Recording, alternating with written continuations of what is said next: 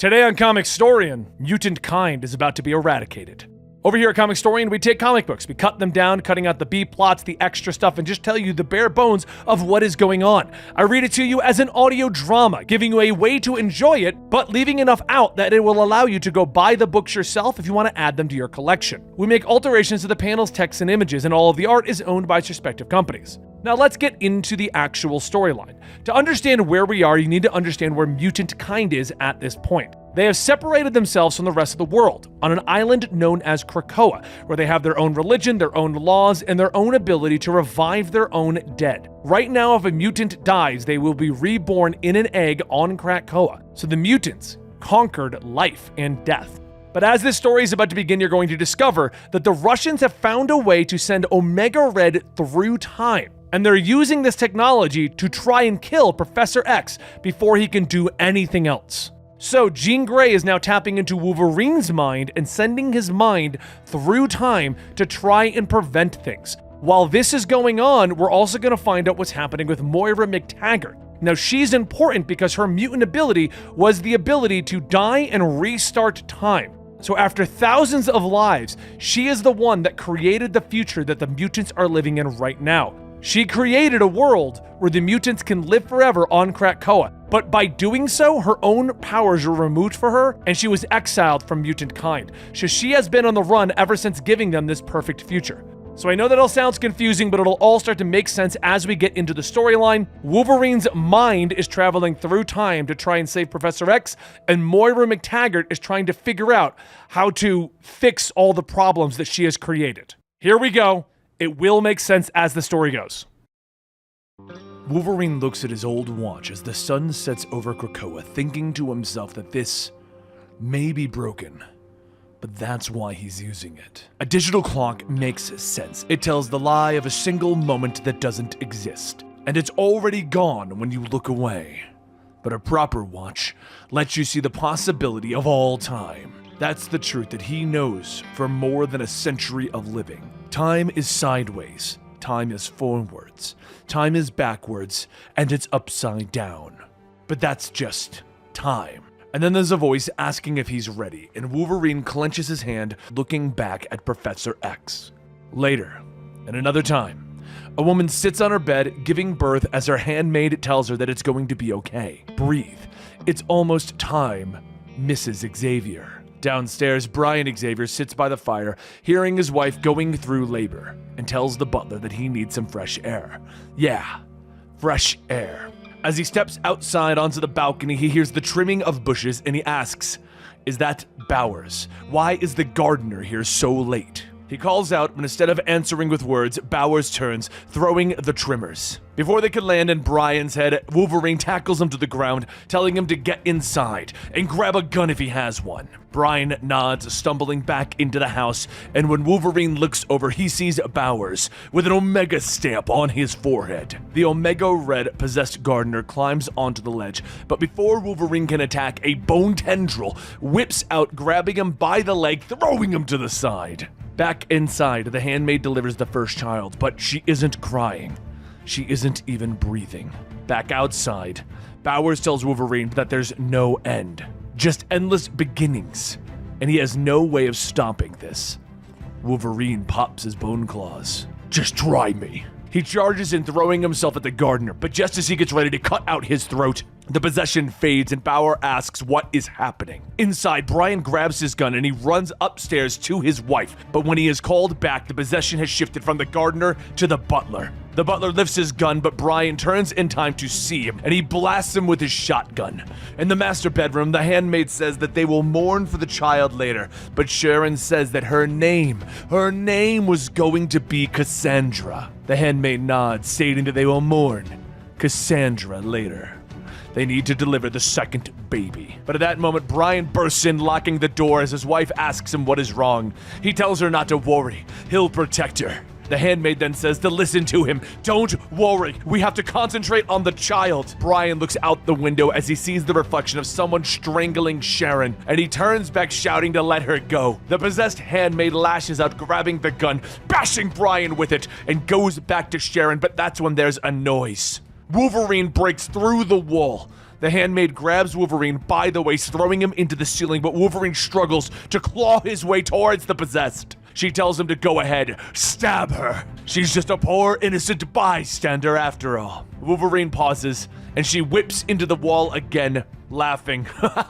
The old Logan wouldn't hesitate. You aren't even the same man anymore. Krakoa made you weak. Wolverine grabs a chair, breaking it over the woman's head, and retracts one of his claws, slamming his fist into her throat, pinning her to the wall. He yells to get out of her, but the woman tells him to kill her or she'll kill him.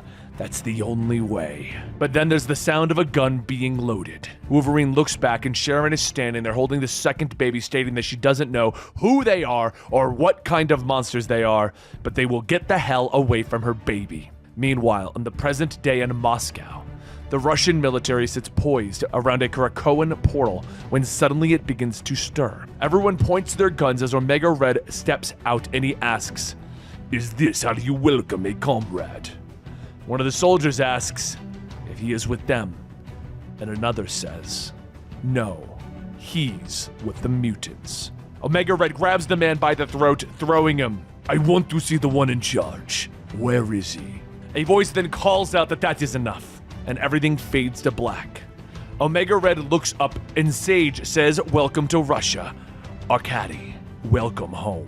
Back in our tale in the past, Wolverine keeps the handmaid against the wall, turning back, stating, "Look, Mrs. Xavier, Sharon, don't." She pulls the trigger, blowing Wolverine away, freeing the handmaid. She lunges forward, grabbing Sharon by the neck, telling her to give her the child and she can live. But Brian throws himself on the handmaid, digging his fingers into her eyes, yelling, "Get away from my family!" As the two fight, the baby screams and Wolverine picks him up, cutting the umbilical cord. The handmaid turns back, carrying the child, and runs at him, and as she dives at him, Wolverine steps aside, and she goes flying out the window. Wolverine looks down at the baby and smiles. "Shh, shh. It's all right, Chuck. I got you." But then there's a shock, and everything goes to white with Wolverine blinking, and he finds himself somewhere else.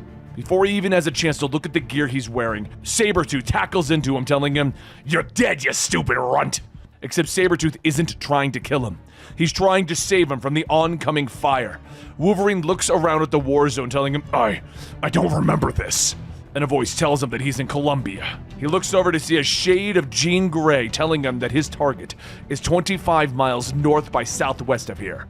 He has to save Xavier. The clock is ticking. Now we go to Deaths of Wolverine, issue number 1. Moira McTaggart was supposed to be the savior of Charles and Eric. But after so many lifetimes of protecting them, they would in turn protect her. But they lied. Xavier's dream is now her nightmare. Moira McTaggart is depowered, exiled, and erased from history. She has no choice but to accept it and just run. Even after running through the cipher, she can still feel Mystique's hot breath on the back of her neck. After stumbling out of the portal in Scotland, Moira waves down the local farmer passing by with a truck. He asks if he can help her, and instead of answering with words, she punches him, taking his truck and smashing the cipher to block anyone from following her. Later at Kinross Estate, Moira laughs to herself, stating that there is a certain poetry about it really, sending her back here, where things began and where her end is only beginning. Everything about who she used to be and where she's going, and how it's soon to be gone. But she isn't going to just sit back and let them take a blade to her throat. Moira begins to cough when she looks at the blood in her hands, and she stares, thinking that she never had to fear death before. She was always reborn. Maybe it's time for that to change. A few days later, back at Krakoa, Black Tom goes to enjoy himself with a drink when he notices that there is something off about his drink. It's moving. At that moment, there's a shudder across the land, which to the people of Krakoa is normal. Krakoa is always changing. But this change, there is something wrong, something deep in the roots and the nerves. And as Black Tom tries to determine the source, the land splits open and something grows before him. Back with Moira, she goes to visit Dr. Jane Foster just to see how bad things are.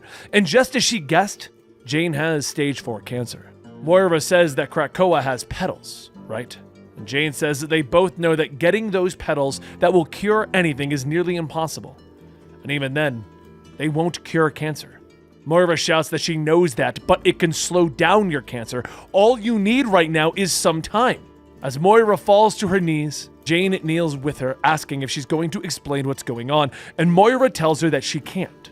Jane says that she came here instead of going to them. Why?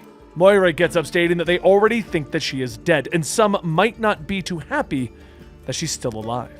Just forget about all of it, okay? She can't really explain things better than that, and she is not one of them anymore. Suddenly there's a knock at the door, and a nurse pokes in telling Jane that she's needed back in the morgue. Apparently there's some sort of emergency. Jane tells Moira that she'll be back in a few, but as she leaves, the nurse's skin begins to turn blue, revealing it to be Mystique as she begins to make her way towards Moira. Moira asks whatever happened to never killing a human, and Mystique laughs, telling her to listen carefully. Calling herself a human? Just like that? You're no longer a mutant, Moira? Moira grabs her bed and throws it into Mystique, yelling that she created all of this. Their disgustingly perfect Krakoan society only exists because of her. Her work. Her lives. Moira built this world. And this is how you thank me, Mystique? Mystique yells that if she ever really believed that, she'd want this too. But before Mystique could attack, the doors are blown off the hinges, pinning Mystique to the ground. Jane, in her Valkyrie form, tells Moira to go, breaking open the window for her to escape. Mystique grabs her gun and begins to fire, yelling to stay out of this, but Moira manages to get away just in time. Back over at Krakoa, Black Tom takes a closer look at the growth and sees that it's a sort of egg. It suddenly splits apart and a person begins to walk out of it. And Black Tom looks at the figure, asking, what are they doing here? What is this all about? There's a schnick. Black Tom is struck down as the clawed shadow walks away. Later in Newark, Moira tries to change up her look to try and throw everyone off of her trail to prevent those from trying to murder the mother of all of the mutants right now. And she notices an unusual amount of men in suits floating around. They have earpieces, runner's legs, and bodybuilder torsos, not to mention the bulge of shoulder holsters beneath their jackets. Why are there so many CIA agents here? Just then, one of the men grabs Moira, asking if she would mind taking a walk with them, and she snaps back her arm, taking the agent's gun. She runs off trying to make an escape, stealing a motorcycle, telling herself that the CIA wants her in a cell and the mutants want her in a grave. Between them and the cancer that is eating its way through her body, her chances of surviving all of this aren't looking great. She can't reset time anymore. She can't be reborn anymore. If she dies now, it's all over. But if there's one thing that she's learned from all of her lives, it's that dying doesn't agree with her. Meanwhile, back in Krakoa, in the cradle, Professor X and Jean Grey watch over Wolverine when Jean suddenly feels someone. She looks over, stating that it's impossible. And Professor X asks, what is it? And she calls out to the shadowy being, asking, Logan? I don't understand, is that you? And the Shade tells her, I'm no one. I was never here. Cutting over to the Lives of Wolverine, issue 2. Wolverine has for all time left his mark on the world. But now he's going to put a good dent into the universe, or at least die trying. After clawing his way out of the underground fight club in northern Canada, Wolverine steps out into the blizzard and a shadow of Jean tells him that he's starting to look a little skinny. Anyway, he's 50 miles northwest of here. The wind chill is -30, and the way there is an obstacle course of ice hammocks and crevasses. Wolverine rides off. Good thing that I'm in the body of an idiot teenager that thinks that he's invincible. The world turns white and Wolverine finds himself back in Japan with his wife Itsu. Jean clears her throat and Wolverine tells her, just one more minute. Please, Jean. However, Wolverine isn't going to relive his past. He's here to protect the life of Charles Xavier from a mysteriously time-hopping Omega Red. The world changes again and Wolverine finds himself in Colombia fighting alongside Sabretooth and Maverick in some form of guerrilla warfare. But this place doesn't look familiar. And while Sabretooth and Maverick are fighting, Wolverine pulls back. Jean guides him through the forest, telling him that Charles is here as a part of a larger coalition, and they hope to save the Amazon rainforest and the indigenous cultures that are being extinguished by deforestation. But as they come up to a small village, Wolverine stops and Jean asks him what is wrong. Wolverine says that he doesn't remember it at first, but he remembers it now. Seeing the lab, it busted open a lock in his brain, and after they destroy it, they're gonna go after the surrounding villages as well. Hundreds of villagers will be mowed down, mass graves, burn piles. It was to send a message. Fear America more than you fear the cartel. Jean stops him though, informing him that while he is in the past, he cannot stop Team X, Wolverine's original team, and save Xavier from the time-hopping Omega Red. He has to save Xavier. Wolverine tries to tell her, "You don't understand. This is the worst version of myself, the one that I wish I could take back, correct the unforgivable things, and I'm going to fix it." But again, the world changes. This time, it's on Omega Red though, not Wolverine. In the not-so-distant past, Wolverine and Domino are leading it up, bringing Omega Red in for a trial run, one where they need to find and capture Maxim Ivanov. But while Omega Red went looking for the target, someone else found him. Omega Red heard the voice call out to him, and then suddenly, with the pull of his hair and a sharp pain in his chest, he turns off the surveillance that has been put inside of him after he was killed, and brought back to life without his knowledge. Omega Red says, "I don't!" But Sage tells him that he might not believe him, but he will. And then he will come back to Russia, where he belongs. Soon, Sage fades away into smoke, disappearing from Omega Red's eyes, and Wolverine calls out to fall back, because Maxim isn't here. But back in the time of Columbia, going over back to Wolverine's time-traveling adventures, he makes his way back with Sabretooth and Maverick, with Maverick telling him, "See, he probably just had to drop a deuce." Without warning, Wolverine shoots Maverick in the leg and then opens fire on Sabretooth, altering the flow of time itself. The two scuffle, with Sabretooth asking, "What are you doing?" Wolverine pops his claws, pulling the pin on a grenade, blowing the two of them back. Maverick coughs. "I don't get it. We were a team." And Wolverine tells him, "You're better than this. You've always been a survivor. Get out of the game while there's still time." And as Wolverine leaves, Sabretooth radios back to the professor, telling him that the mission has gone to hell, and Wolverine went AWOL. The professor responds, asking if they need an extraction, but Sabretooth tells him, "No, I'm just telling you. I'm gonna go kill Wolverine." But time shifts again, and Wolverine finds himself fighting against a possessed wife of his, Itsu.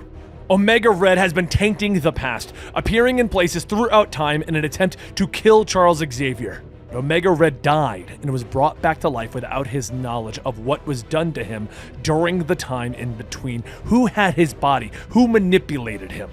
And as Wolverine is battling with his own wife, recalling something Jean told him, she told him that there would be consequences for his time-hopping adventure. And Wolverine's unborn son is that consequence. Dakin. As he slashes, he tells himself that he can't, but he also cannot. Meanwhile, back over with Deaths of Wolverine #2. In the middle of nowhere, Oklahoma, Moira McTaggart is tightening her hoodie as she coughs, placing an energy drink and caffeine pills on the counter of the corner store. The cashier says that she must be in for a long night. And Moira tells him to get her one of those burner phones. The man tries to ring things up, stating that he saw the license plate. "Pennsylvania, huh? Long way from home? Sorry to be so chatty.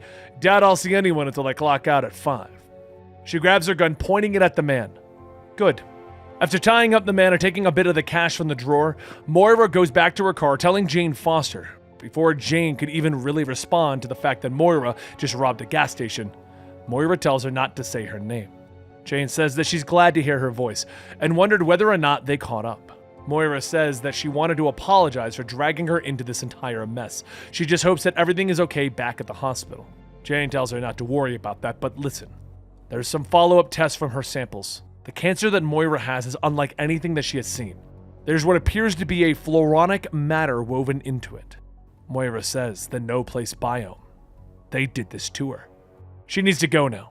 Thank you again, Jane. Jane asks what is she going to do, but before Jane could even finish that sentence, the phone was out the window of the speeding car. Moira then goes to a motel where she thinks back on everything. This wasn't supposed to be how things were going to turn out. It was her dream too. It was her dream as much as Xavier's.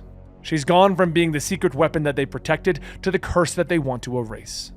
Mystique found her and she's going to find her again. She has a pretty good guess of how they're tracking her. But while Moira's trying to figure it out, somebody is at the counter looking for her. Moira begins to set up everything in the bathroom. First, she plugs in an iron, pouring several bottles of iodine in the tub, and then sits in it drinking her whiskey before taking a deep breath. She takes out a large knife and begins to heat it up. And once it's ready, she slams it into the black arm, pushing it in until it falls off. Trying not to scream, she grabs the iron, pushing it against her open wound to cauterize it. Outside, Mystique grabs a few towels, and the man at the counter screams for her to take the knife out. But Mystique walks by, transforming into him. She goes to Moira's room, knocking on the door, explaining that she brought clean towels. But with no answer, she kicks in the door, opening fire, finding nothing. She pulls back the sheets to find the severed arm. And then hears a quiet beeping. But before Mystique has a chance to see, the bomb under the bed goes off. Meanwhile, back on Krakoa, Forge works away in his lab when Jean telekinetically asks, what can he tell her about the pod that Black Tom found? Any progress on that? And Forge says that he's still trying to crack the analytics, but there's one thing. In the same way that you can examine stone or ice by coring it, you can do the same thing with mature plants, like trees. Well, the thing is, it's Krakoan, and it's old as all hell. The timelines just don't match up. Xavier asks, what is he saying? And Forge tells him that the thing appears to be 1,000 years older than the island itself. The egg doesn't belong here. Back over at the motel, the fire begins to spread as the police and the fire crews arrive, but walking up in the shadows is the Wolverine in black. He looks at one of the officers scanning him, and the man tells him to stand back, but Wolverine grabs that man, pushing him away, beginning to walk into the fire. He looks down at the burning body, and the scan tells him, Phalanx signal located. Warlock identified.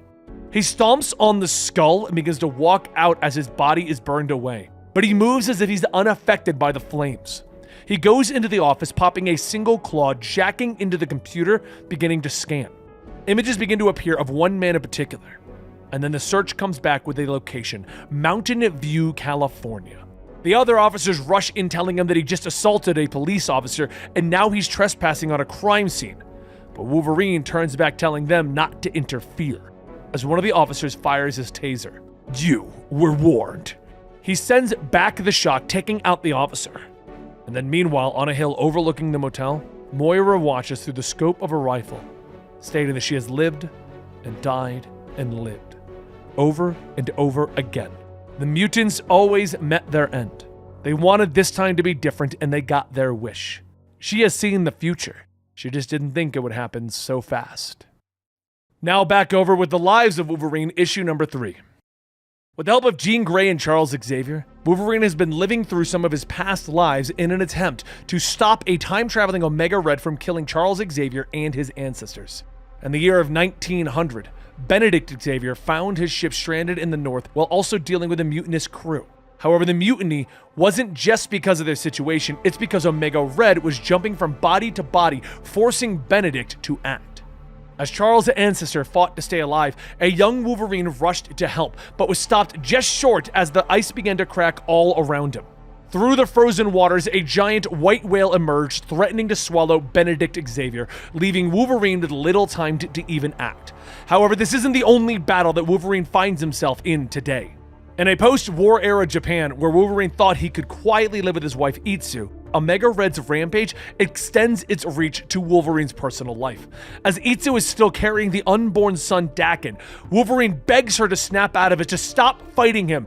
I don't want to kill you! But Omega Red says before he goes hunting for Xavier, he was going to remove Wolverine from the equation. Jean, I need your help! I need to know what happens to Daken! Wolverine is then grabbed and held underwater as Jean tells him that she doesn't know. They don't have enough time to even determine what would happen or if Daken would be erased if he fought against his ex-wife. While struggling to breathe, Wolverine notices blood spilling into the water. Blood he didn't draw. He breaks from the bone tendrils calling for Itsu, and he sees her held in the air, skewered by Romulus's claws. Romulus laughs as he doesn't know what he's interrupting, but it can't be a surprise to see him again. But the time shifts again, and Wolverine is now running through the jungles of Colombia with Sabretooth close behind him. Wolverine yells that he doesn't have time for this, he needs to find him. Focusing on slowing Sabretooth down, Wolverine takes aim at a beehive, shooting it so that the hive lands directly on Sabretooth's head, angering the bees enough so that they stop Sabretooth. Back over in the 1900s, Benedict is struggling to free himself as he tries to light a barrel of gunpowder on fire to throw in the whale's mouth. But as he's lifted, Wolverine slices through the bone tendrils, dropping Benedict back onto the boat as he grabs a flaming barrel, throwing it into the wolf's mouth. Back in the Japan story arc, Wolverine is slowly losing himself to his rage. And this isn't supposed to happen.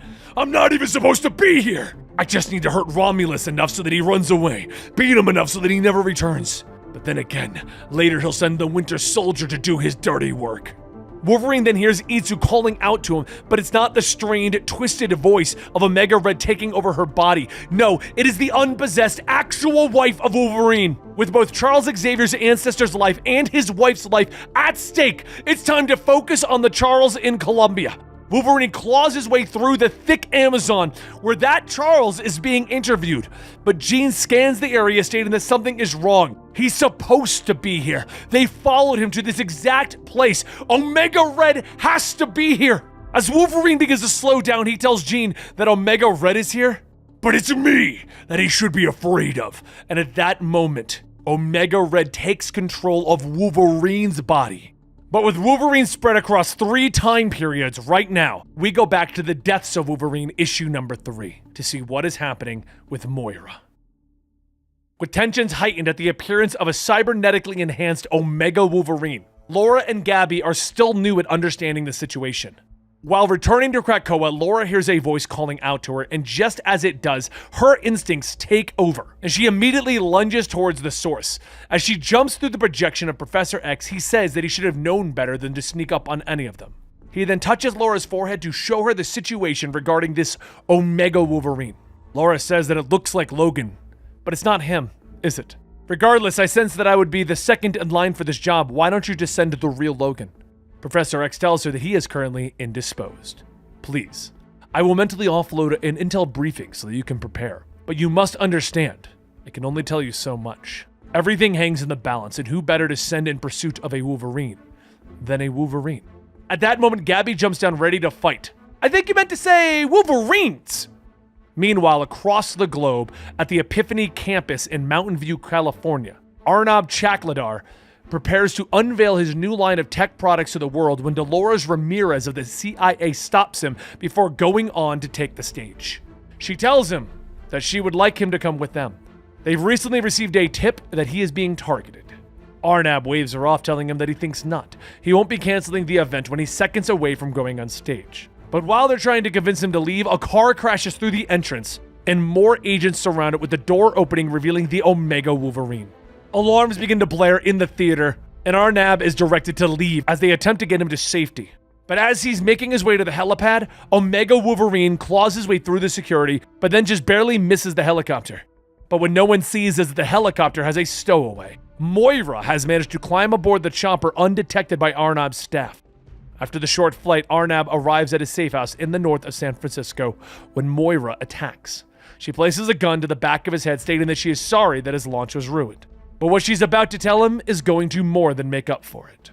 As the two head inside of the bunker, Arnab asks what does she want? Money? He has all the money in the world.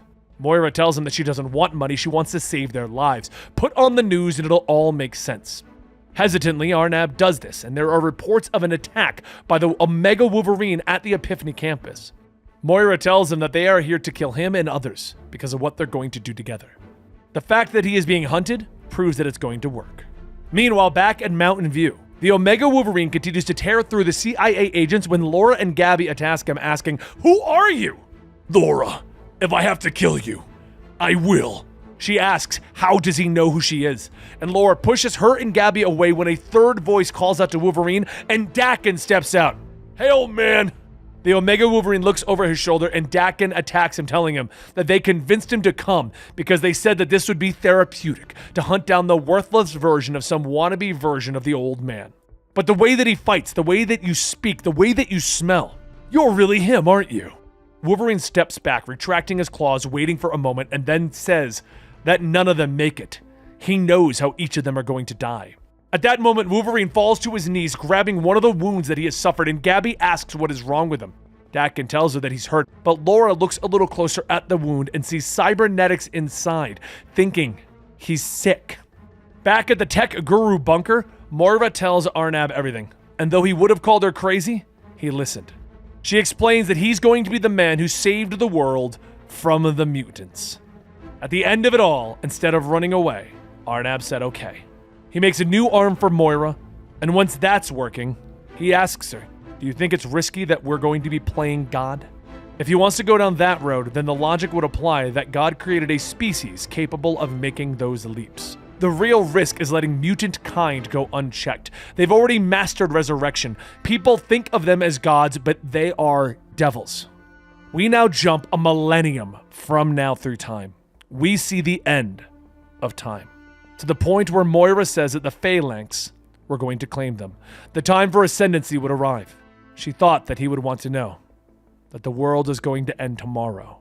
We then see who Moira is talking about at this end of time, and Logan steps out of the brush telling her, I thought you were dead, but why? Why is all of this happening? She tells him the answer is her.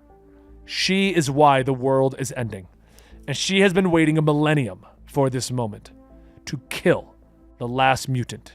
And it is at that moment that she infected Wolverine, and he became the Omega Wolverine. And this is the end of one story, and the beginning of another. Back over in The Lives of Wolverine, issue number 4. With the many former lives that he has been jumping into to try and stop the death of Professor X, there is a time where Logan finds himself looking up at the eyes of Dr. Cornelius when he was in the Weapon X facility all those years ago. Cornelius tells him not to worry, he won't remember this. He won't remember as he continues to study the limits and the potential of his body. But Cornelius takes a blood sample, looking at it under a microscope, and notices something strange, like a sort of contagion or a parasite. Cornelius looks over, stating that before they root it out of him, they're going to run a few experiments to better understand the anomaly. He won't mind, will he? Of course not. At that exact moment, Wolverine jumps into the mind of his own former self. Wait, you need to listen. But at that moment, Omega Red takes control of Dr. Cornelius, beginning to activate the machine and electrocute Wolverine, telling him, whatever your plan was, I'm going to mess it all up. You can't send a weapon after me if a weapon doesn't exist! However, the parasite inside of Wolverine slowly begins to take hold and spread, covering his entire body in black. Omega Red, in control of this other body, looks down. What is this? Wolverine rips the tubes and wires connected to him away, slashing his way out as he sits up, possessed by Venom! Wolverine lunges off the operating table, and Omega Red grabs whatever machinery he can, throwing it to try and keep Wolverine away. But this is a pattern starting to be seen throughout all of Wolverine's past lives, a constant point. Anytime Omega Red would try to interfere, there was Wolverine or something close to stop him. Whether it during the events of Pearl Harbor, back in Columbia, or the Weapon X facility, there's no stopping Wolverine on whatever mission he is on. And in our current time, Jean is reaching out, pulling Wolverine back to his mind, stating that there's something wrong. She can't find the consciousness of Wolverine. Did she lose him in time? When Omega Red entered his consciousness, it's like somebody wrestled the wheel of the car away from her. They need to find Wolverine's brain. Professor X leans down to connect with Wolverine, asking if he's there. Can he hear him? And suddenly Wolverine grins, slamming his claws into Professor X's shoulder. Loud and clear. Greetings from Russia. I'm so glad that we're finally connected, Charles. Speaking through Wolverine is Mikhail Rasputin, smiling as he stands over Omega Red, controlling him in Russia. Now we go to the Deaths of Wolverine, issue number 4. As the Omega Wolverine story goes on, he explains how he came to this time period. After Moira infected him, she told him that she saved him over and over and that they were the ones who did this to her. That when they got what they wanted, they stripped her of her powers and exiled her. But he had a failsafe. With one single claw, he stabs into his left eye. Logan reaches in to pull out a small seed, dropping it into a small hole. After a few seconds, that seed sprouted, and Logan tells them, I'm not the praying type, but I'm putting this one out there for whoever and whatever might be listening. Let me fix this. Not for me, not even for mutant kind, but for life as we know it. Once Wolverine finishes his story, he and the others race to Arnab's bunker to try and stop Moira. But as they arrive, they find that Moira has already escaped. Wolverine grabs Arnab. "Where is she?" But he tells him that he doesn't know, so Wolverine throws him to the ground, not believing him. Arnab reaches for an energy blaster and shoots Wolverine, but before he can get the second shot off, Dakin and Gabby stop and restrain him. Laura looks at Wolverine hunched over, asking if he's okay. And Wolverine tells her, Yeah, I'll be fine." She wants to know then what happens when he's not okay. What if his healing factor can't keep up with the Phalanx infection that is inside of him? Wolverine tells her, "You have to kill me before we kill Moira." He then turns, slamming Arnab into the wall, telling him, "I think I'm on the right side of history with this, but let me tell you about the future a bit. This is Dakin. He dies quickly in an energy blast from a sentinel. This is Gabby. She's depowered by Nimrod and ripped in half. This is Laura, Wolverine. She's tortured and experimented on for years as her organs and skin are harvested. This is my family. And it isn't just them who dies, it's all of the humans. They all get gobbled up in the end, Arnab, because of what Moira does later. Now, I can promise you, on the graves of my children, I won't kill you if you tell me where she went." Arnab is silent for a moment, but then he spills the beans. "Krakoa. She went to the island of the mutants."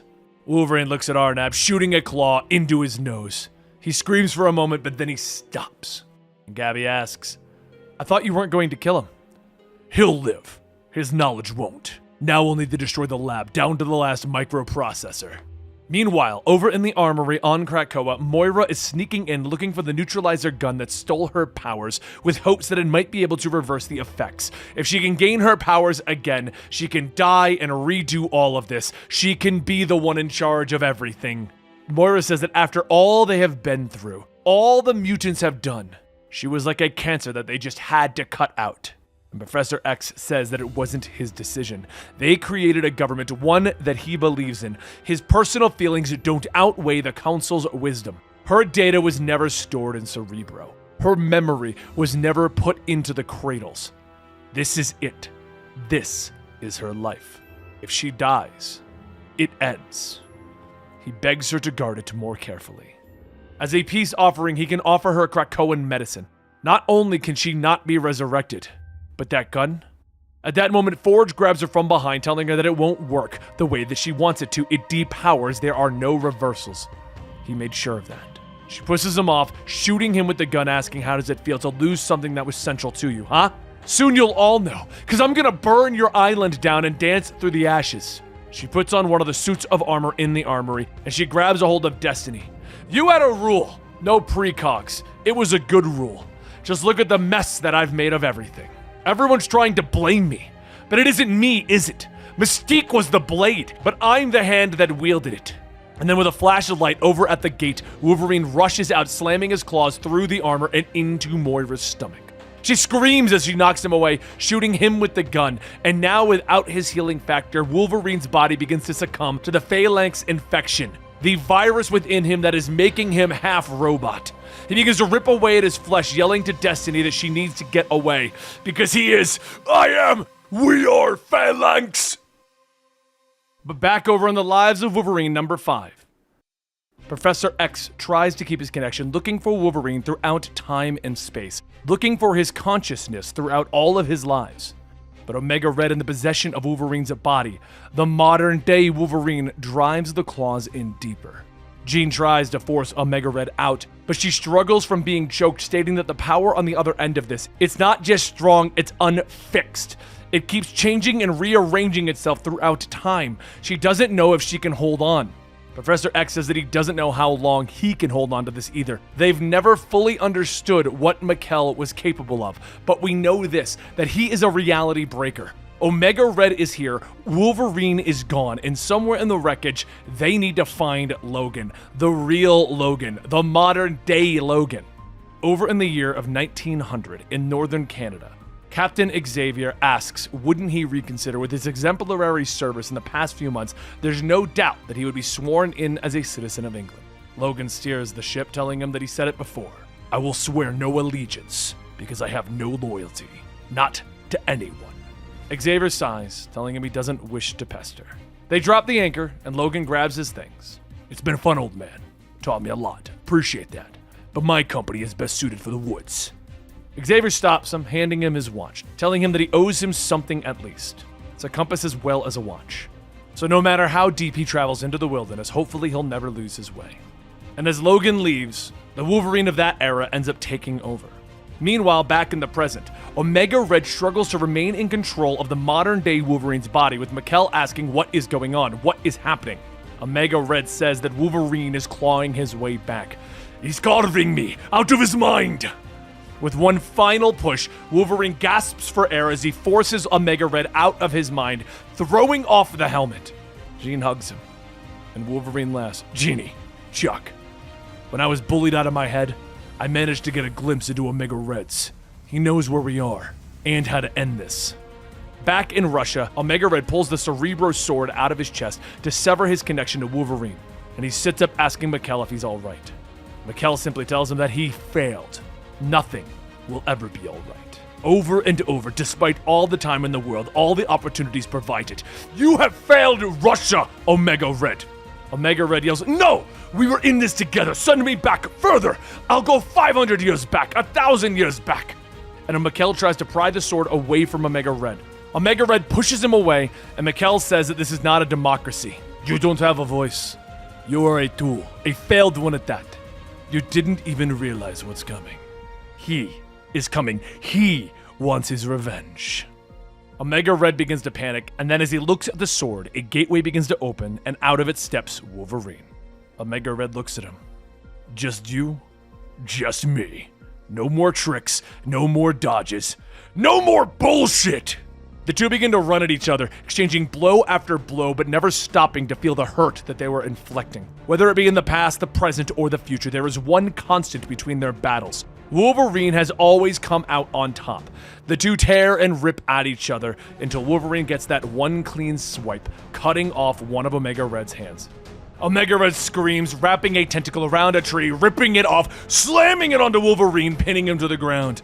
He then grabs a hold of the sword, beginning to walk over, and seeing this, Wolverine hacks away at the tree trunk. Once it finally breaks free, Wolverine throws himself upwards to feel the sword stab into his neck. He falls limp for only a moment before he laughs. Omega Red looks over to see Wolverine's arm thrusting through the opening in his chest where the sword once was. He then buries his other arm inside, and with all of his strength, he pulls them apart, ripping Omega Red's body in half. He looks down at the two halves, making sure that neither are moving before finally pulling the sword out of his neck, and then falling to his knees.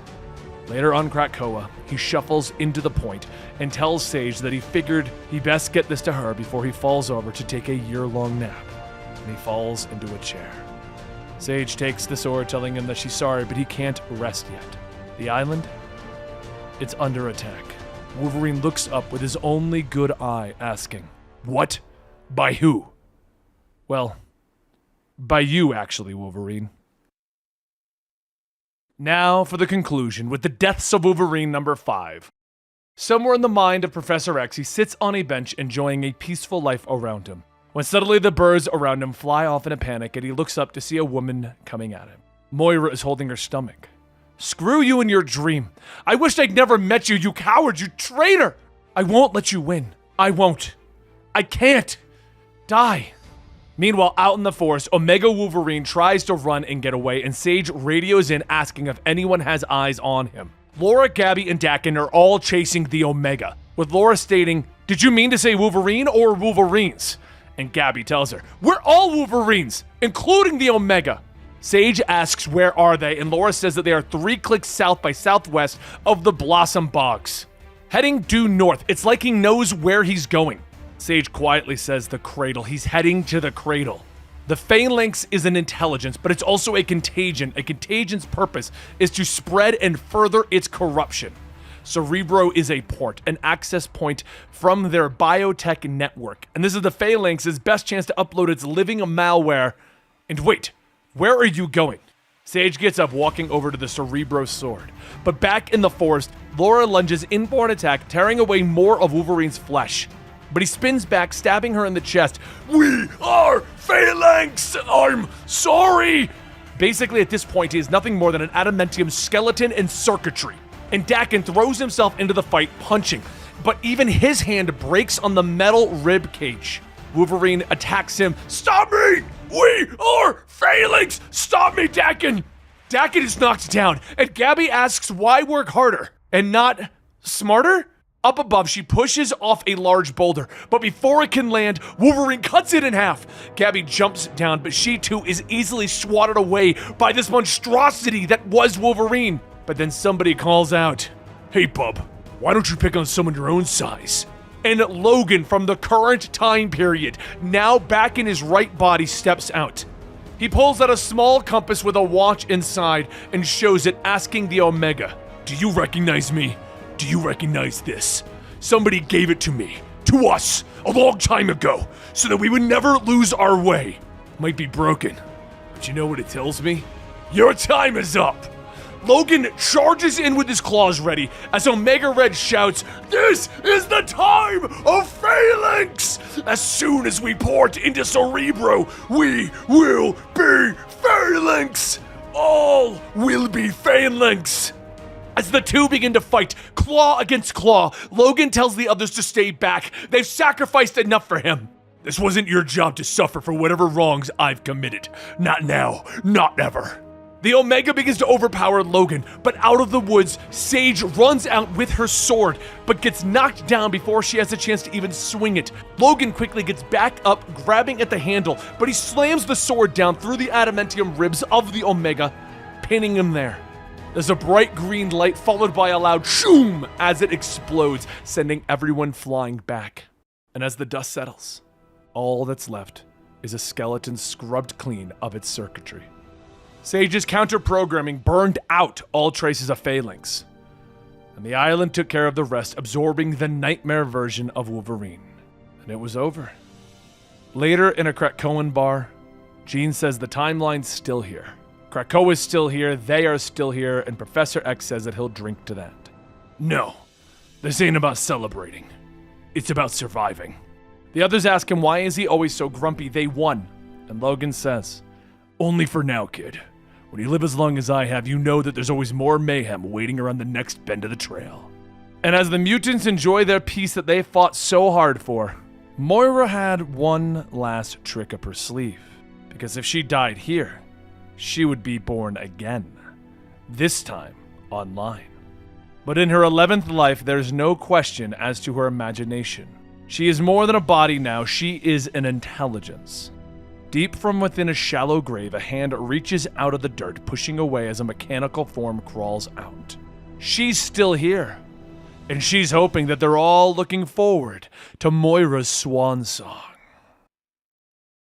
And there you have it, the Lives and the Deaths of Wolverine event that happened recently. 10 issues with a very confusing way to read it. It literally went Lives of Wolverine 1, Deaths of Wolverine 1, Lives 2, Deaths 2, and I'm pretty sure I mixed them up in the middle right there, but the story came out the way it needed to. Hope you guys enjoyed. Don't forget to like, subscribe, and hit that notification bell. Join us over at Patreon for early access, and I'll see you next time right here at Comicstorian.